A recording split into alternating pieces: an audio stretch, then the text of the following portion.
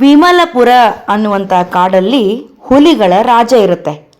ಆ ಕಾಡಲ್ಲಿ ಆಹಾರ ಸಿಗೋದು ಕಠಿಣ ಆಗಿದ್ದರಿಂದ ಅದು ಸುಮಲಪುರದ ಕಾಡಿನ ಹುಲಿರಾಜನಿಗೆ ಒಂದು ಕಾಗದ ಬರೆದು ಕಳಿಸುತ್ತೆ. ಸುಮಲಪುರದ ಹುಲಿರಾಜ ಪ್ರತಿದಿನವೂ ವಿಮಲಪುರದ ರಾಜನಿಗೆ ಇಂತಿಷ್ಟು ಆಹಾರ ಕಳಿಸಬೇಕು, ಇಲ್ಲವೇ ಯುದ್ಧಕ್ಕೆ ಬರಬೇಕು ಎಂಬ ಒಕ್ಕಣೆ ಆ ಕಾಗದಲ್ಲಿ ಇರುತ್ತೆ. ಒಕ್ಕಣೆ ಅಂದರೆ ವಿಷಯ. ಆ ಕಾಗದಲ್ಲಿ ಇಂಥ ವಿಷಯವನ್ನು ಬರೆದು ವಿಮಲಪುರದ ಹುಲಿರಾಜ ತನ್ನ 2 ಮರಿ ಹುಲಿಗಳನ್ನು ಕೊಟ್ಟು ಆ ಕಾಗದವನ್ನು ಅವುಗಳ ಕೈಯಲ್ಲಿ ಕೊಟ್ಟು ಸುಮಲಪುರದ ಕಾಡಿಗೆ ಕಳಿಸ್ಕೊಡ್ತಾನೆ. 2 ಹುಲಿಗಳು ಆ ಕಾಗದನ ತಗೊಂಡು ಸುಮಲಪುರದ ಕಾಡಿಗೆ ಬರ್ತವೆ. ಬರ್ತಾ ಇದ್ದ ಹಾಗೆ ಅವುಗಳಿಗೆ ಸುಮಲಪುರದ ಕಾಡಲ್ಲಿ ಒಂದು ಜಿಂಕೆ ಎದುರಾಗುತ್ತೆ. ಆ ಜಿಂಕೆಗೆ ಹುಲಿಗಳು ಕೇಳ್ತವೆ, ಏ ಜಿಂಕೆ, ನಿಮ್ಮ ರಾಜ ಎಲ್ಲಿ ಅಂತ ಕೇಳ್ತವೆ. ಆಗ ಜಿಂಕೆ ಹೆದರ್ಕೊಂಡು, ನಮ್ಮ ರಾಜ ಬೇಟೆಗೆ ಹೋಗಿದ್ದಾರೆ, ಏನಾದರೂ ವಿಷಯ ಹೇಳೋದಿದ್ರೆ ತಿಳಿಸಿ, ಅದನ್ನ ನಾನು ರಾಜರ ಗಮನಕ್ಕೆ ತಂದು ಉತ್ತರ ತರ್ತೀನಿ, ಅಲ್ಲಿವರೆಗೂ ನೀವು ಈ ಮರದ ಕೆಳಗಡೆ ವಿಶ್ರಾಂತಿ ತಗೋಬೋದು ಅಂತ ಜಿಂಕೆ ವಿನಯದಿಂದ ಹೇಳುತ್ತೆ. ನಡ್ಕೊಂಡು ಬಂದು ಆಯಾಸ ಆಗಿದ್ದ ಹುಲಿಗಳು ಆ ಕಾಗದವನ್ನು ಆ ಜಿಂಕೆ ಕೈಯಲ್ಲಿ ಕೊಟ್ಟು, ಆಗಲಿ, ಆದರೆ ಬೇಗ ವಾಪಸ್ ಬರಬೇಕು ಅಂತ ಹೇಳ್ತವೆ. ಅದು ಜಿಂಕೆ ಹೋಗ್ತಿದ್ದಾಗೆ ಮತ್ತೇನು ನೆನಪಾಗುತ್ತೆ ಹುಲಿಗಳಿಗೆ. ಏ ಜಿಂಕೆ, ಬಾಯ್ಲಿ, ಇಲ್ಲೋಡು, ಈ ಮೀಸೆ ತಗೋ, ಇದು ನಮ್ಮ ರಾಜರ ಮುಖದಿಂದಲೇ ತೆಗೆದಿದ್ದು, ಇದನ್ನ ನೋಡಿದರೆ ಅವರು ಎಷ್ಟು ಬಲಶಾಲಿಗಳು ಅನ್ನೋದು ಗೊತ್ತಾಗುತ್ತೆ, ಇದನ್ನ ನಿಮ್ಮ ರಾಜರಿಗೆ ಕೊಡು ಅಂತ ಹೇಳ್ತವೆ. ಜಿಂಕೆ ಅದನ್ನು ಭಯ ಭಕ್ತಿಗಳಿಂದ ಇಸ್ಕೊಂಡು ಕಾಡಿನೊಳಗಡೆ ಹೋಗುತ್ತೆ. ಆದರೆ ಜಿಂಕೆಗೆ ಒಂದು ಭಯ ಶುರುವಾಗತ್ತೆ.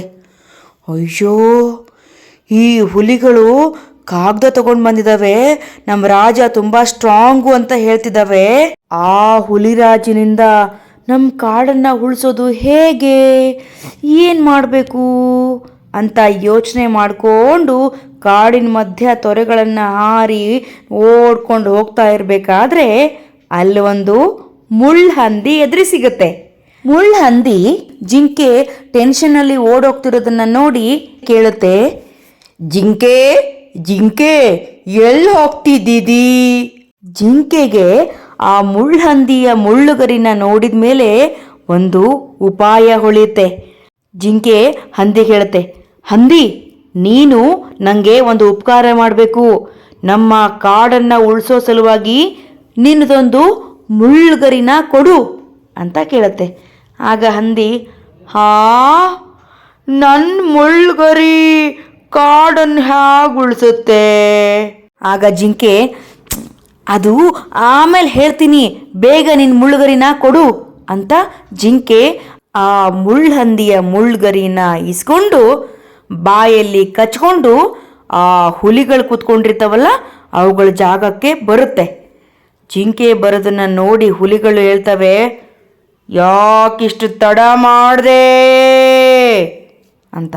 ಆಗ ಜಿಂಕೆ ಭಯ ಪಟ್ಕೊಂಡು, ನಮ್ಮ ರಾಜನನ್ನು ಹುಡ್ಕೋದು ತುಂಬ ಕಷ್ಟ ಆಯಿತು, ಆಮೇಲೆ ಅವರು ಹೇಳಿದ ಉತ್ತರನ ಕೇಳಿಕೊಂಡು ಬರಬೇಕಾಯ್ತಲ್ವಾ, ಅದಕ್ಕೆ ತಡ ಆಯಿತು ಅಂತ ಹೇಳುತ್ತೆ. ಆಗ ಹುಲಿಗಳು, ಏನಂದ್ರು ನಿಮ್ಮ ರಾಜ ಅಂತಾರೆ. ಆಗ ಜಿಂಕೆ, ಯುದ್ಧಕ್ಕೆ ಬರಲಿ, ನಾವು ಸಿದ್ಧರಾಗಿದ್ದೀವಿ ಅಂತ ಹೇಳು ಅಂದರು. ಹಾಗೇನೆ ಈ ಕೂದಲನ್ನು ಕೊಡೋಕೆ ಹೇಳಿದ್ದಾರೆ, ನೋಡಿ ತಗೊಳ್ಳಿ, ಇದು ನಮ್ಮ ರಾಜರ ಮುಖದ ಮೇಲಿಂದ ಕಿತ್ತಿರೋ ಮೀಸೆ ಅಂತ ಜಿಂಕೆ ಆ ಮುಳ್ಳುಹಂದಿಯ ಮುಳ್ಳುಗರಿನ ಆ ಹುಲಿಗಳ ಕೈಯಲ್ಲಿ ಕೊಡುತ್ತೆ. ಸರಿ ಅಂತ ಹೇಳಿ ಆ ಧೂತ ಹುಲಿಗಳು ಆ ಮುಳ್ಳುಗರಿನ ತಗೊಂಡು ತಮ್ಮ ವಿಮಲಪುರದ ಕಾಡಿಗೆ ವಾಪಸ್ ಹೋಗ್ತಾವೆ.